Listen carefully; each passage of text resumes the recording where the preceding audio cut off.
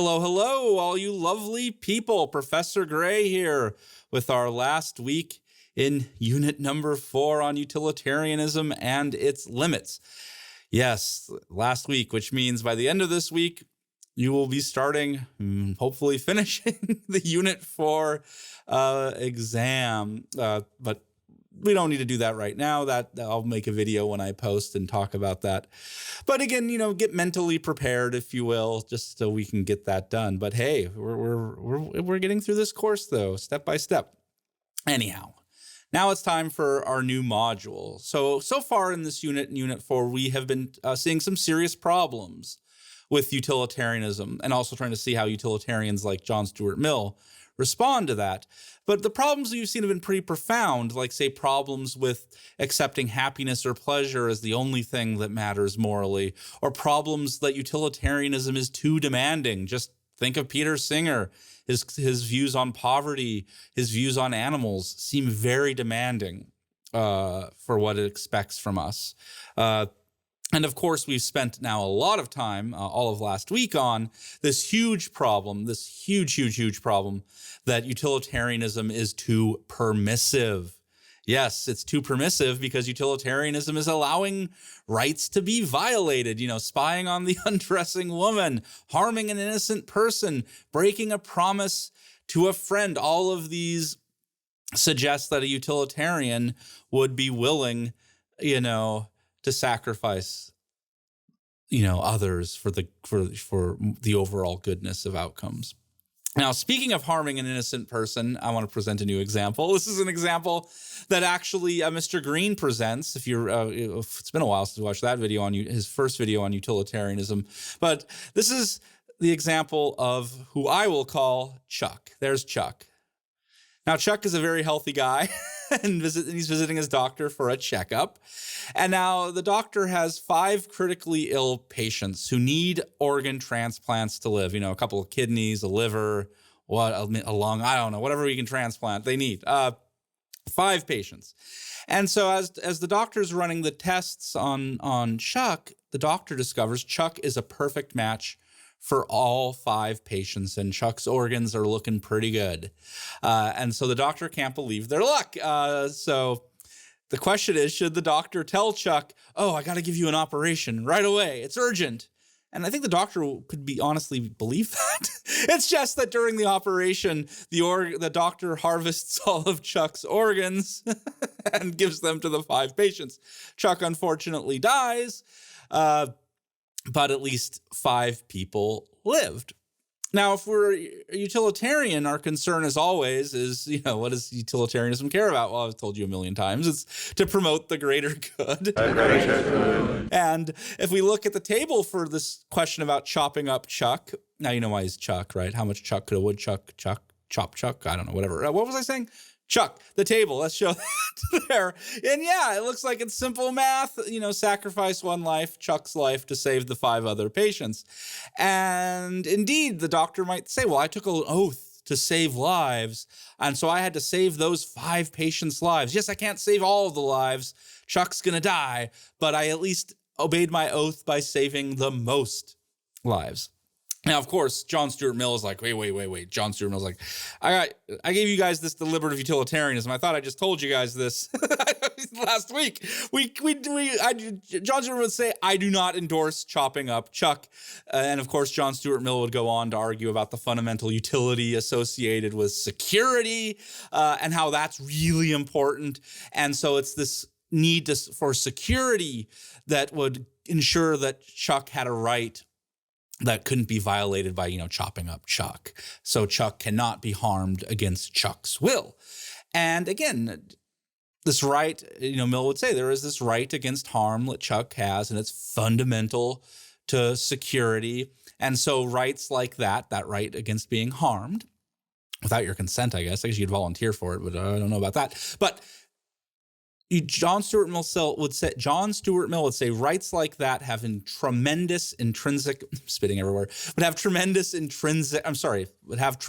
instrumental value for promoting the greater good. Yeah, rights aren't important in and of themselves. that's just going to be pleasure and happiness, Mill says. Yes, the only things with intrinsic value are pleasure and happiness, but rights have a tremendous instrumental good in securing that happiness and pleasure, as we saw last time. Now, the question always is how comfortable are you with Mill's answer here? Are you comfortable basing your rights on securing the overall goodness for society? Now, two people are not convinced. The first person is Elizabeth Anscombe. Elizabeth Anscombe is mentioned in the reading by James Rachels and Stuart Rachels. And the second person, so the first person who is not a utilitarian, does not secure with utilitarians protecting her rights. That's Elizabeth Anscombe. And the second person is Robert Nozick, who you have read you've read previously. He wrote about the experience machine, but also then today he talks about constraints. Now, I have to be clear on this. Elizabeth Anscombe and Robert Nozick are very different philosophers. They think very famous and great philosophers, but they are very different. But they do agree that rights have nothing. Rights have nothing whatsoever. Rights have absolutely nothing, never, ever, never. Rights have nothing to do with promoting overall goodness for society. They do not think rights are about the greatest happiness for the greatest number. Instead, Anscombe and Nozick believe that rights are something that speak to the value of individual persons. It's not the value of the collective or the greater good. The greater good. Yeah. No, rights are not about that. Rights are about the individual person. Yeah, it's not about social goals, purposes, or ends. Rights are more fundamental to us as individual human beings. And in the reading, Robert Nozick, he does kind of imagine what he calls a utilitarianism of rights, where the overall good demands minimizing rights violations. But look, that still seems to say chop Chuck, right? It says that chopping Chuck violates Chuck's rights. That's fun to say. Chop Chuck rights. But not chopping Chuck would condemn 5 people to death. And what about their right to life? So it seems to minimize the right violations. We choose 1 right violation instead of 5, and Chuck dies. So again, it seems that a utilitarianism of rights doesn't seem very promising. It doesn't seem to get us very far. We seem right back where we started. And so, well, what about Mill's defense? And go back to John Stuart Mill. What is about his defense of rights as promoting security? That seems a little bit deeper. And that's unfortunate. Nozick doesn't mention that because I think Mill at least has something deeper than this utilitarianism of rights. This is about rights for security, which then is utilitarian value. But let's go back to that example about torturing a person to prevent a terrorist attack. Now, it seems in this case, security, which is what Mill cares about, security demands torturing the terrorist. Because isn't that the whole point of national security?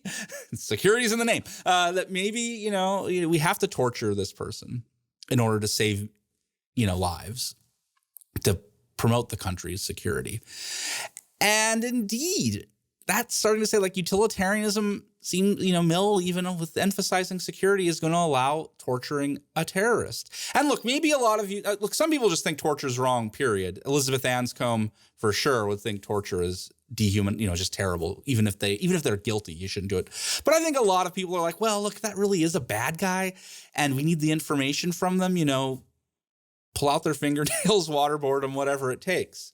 But suppose that terrorist will not break under torture. You pull the nails, do all that nasty waterboard them, whatever. But suppose they have like military training and are able to withstand that physical pain. So suppose that they're really, so the torture isn't working. You're not getting what you need from the terrorist. But suppose you find the terrorist's children.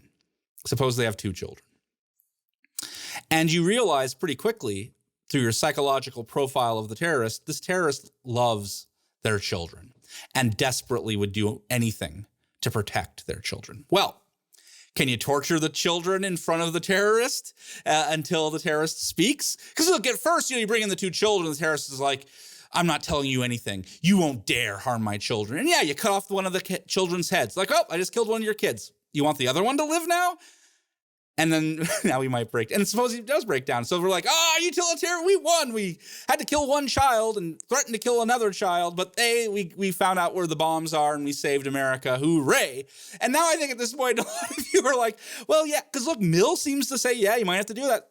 Chop off one of the children's heads, threaten and torture the other one. That's going to promote security. And I think, though, everyone else in the room is like, John Stuart Mill, we thought we knew you. You seemed so nice. We're like, no way, Jose. You can't do that. That is totally wrong. Look, yes, security is important. You got to love that fundamental utility. Mill, we're with you there. But, at some point, there's limits to what we can do to promote that security. There needs to be real limits, and torturing an innocent person, as in that example, seems just fundamentally wrong. And that's where Elizabeth Anscombe and Robert Nozick come in again. They agree. There are certain things that just cannot be done, period. Yes, the greater good. The greater good. Yes, that's important, but you can't do anything to promote it. There have to be real limits, or as Nozick will call them, there have to be real constraints on our actions. Now, constraints are pretty simple, at least how to describe. Constraints just remove options from consideration. So we look at our various options. What can we choose between? And if an option violates a constraint, we knock that off and pick from whatever's left. So any options that violate constraints are immediately removed, and we focus on the ones that are left and pick one there. And so in the examples that we have seen, we can start to see why constraints might be pretty appealing, because there seems to be a constraint against chopping Chuck. Yeah, don't chop Chuck. There seems to be a constraint against harming an innocent person. There seems to be a constraint against spying on an unknowing victim. There seems to be a constraint against maybe breaking promises even. And so on for all those examples we have seen. Yeah, Mill can try his gymnastics with security to overcome those, but it still seems that's not going to be enough. These rights, these protections seem too instrumental. Whereas Elizabeth Anscombe and Robert Nozick say there are things that just cannot be done, period. It doesn't have anything to do with the overall good, with the social good, whatever you want to call it. So now Robert Nozick and Elizabeth Anscombe, they definitely disagree about what if you look at the list of the things that Elizabeth Anscombe prohibits, it's pretty wild. And a lot of you probably don't agree with all those things on her list. So that Robert Nozick and Anscombe don't agree on what constraints exactly they are, but they do agree there are constraints, and they would both clearly agree that there are constraints against harming an innocent person. And so I want to talk about constraints for the rest of this module. First, I would like to note that constraints present us with a very interesting new type of ethical theory that we haven't seen before. So I'll begin by introducing deontology to you all. And then after that, I do want to dive into Robert Nozick's argument for justifying these constraints.